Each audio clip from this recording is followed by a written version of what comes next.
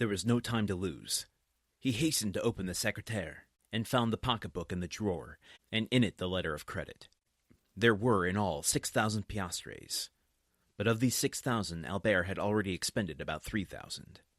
As to Franz, he had no letter of credit, as he lived at Florence and had only come to Rome to pass 7 or 8 days. He had brought but 100 louis, and of these he had not more than 50 left.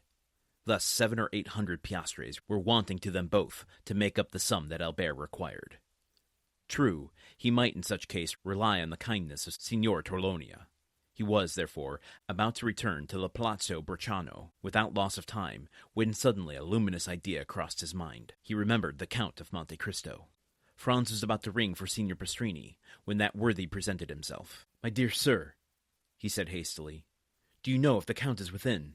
"Yes, your Excellency. He has this moment returned." "Is he in bed?" "I should say no." "Then ring at his door, if you please, and request him to be so kind as to give me an audience." Signor Pastrini did as he was desired, and returning 5 minutes later, he said, "The Count awaits your Excellency." Franz went along the corridor, and a servant introduced him to the Count. He was in a small room, which Franz had not yet seen, and which was surrounded with divans. The Count came towards him. "Well, with what good wind blows you hither at this hour?" said he. "Have you come to sup with me? It would be very kind of you." "No, I have come to speak to you of a very serious matter."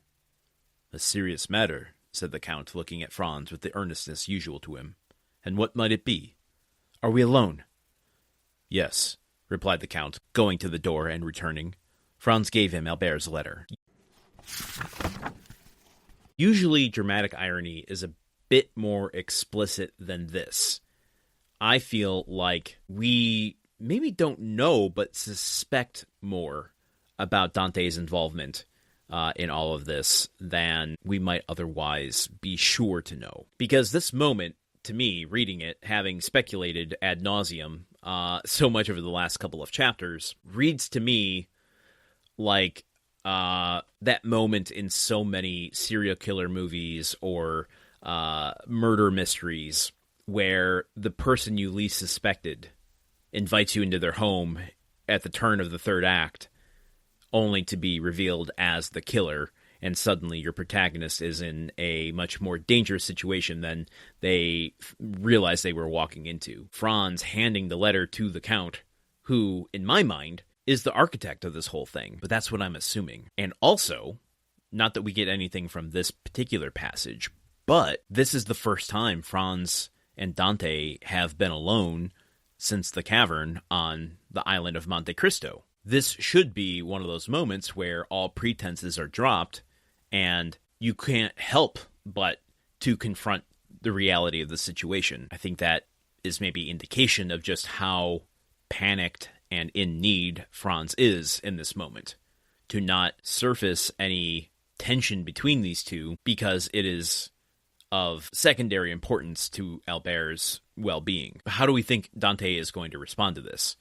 We don't need to put out too many guesses just because we will get there tomorrow, but is he going to be glib about this? Is he going to kind of foo-foo away the danger? Is he going to, we know Dante loves a good performance, so does Dumas. Is he going to pretend that this is a dangerous situation and go along with Franz in all of this?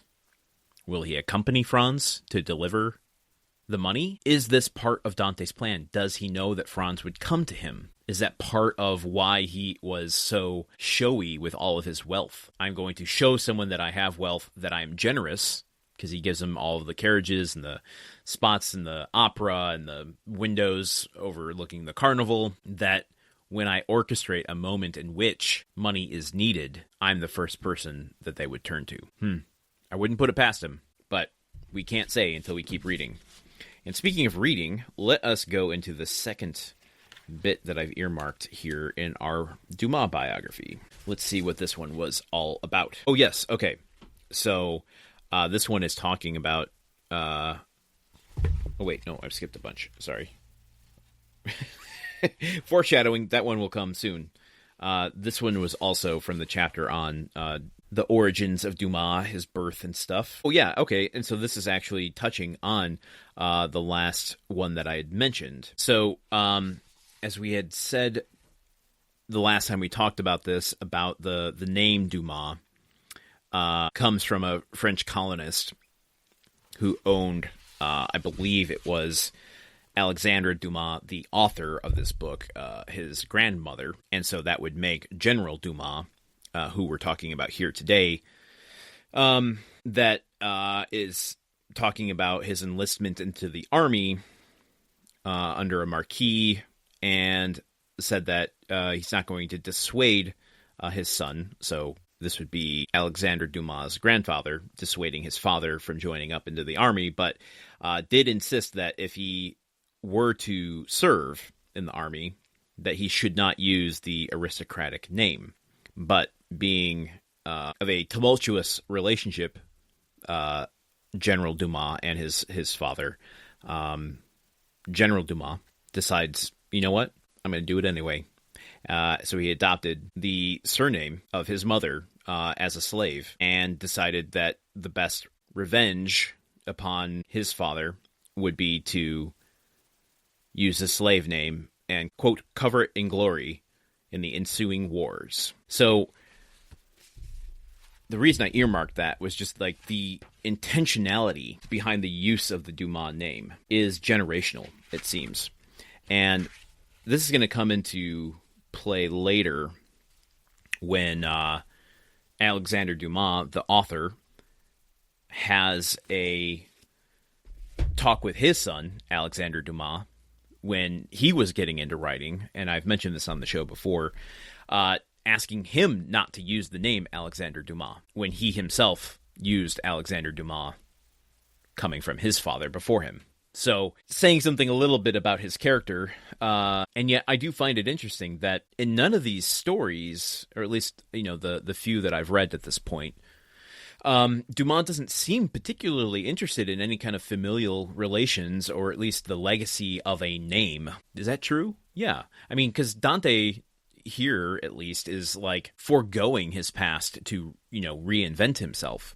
In Three Musketeers, the closest I can think of is that D'Artagnan goes forth to join the Musketeers because his father was one. But very little is made of that outside of the first, couple chapters of the book. I don't think D'Artagnan's father is mentioned at all throughout the rest of the story. So what does that say about Alexandre Dumas' view of his own name and legacy and heritage and all that stuff? I don't know. I'm not smart enough to pull that out, but I do find those to be interesting bits of evidence in some direction. All right, let us end it there as we near a very important milestone on this show. We are coming up on the 500th episode.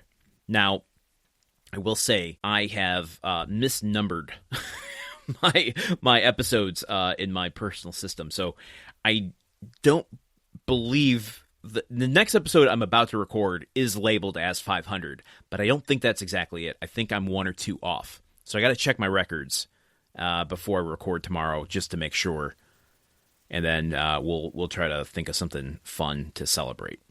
Okay, so until then, which is tomorrow, okay, goodbye.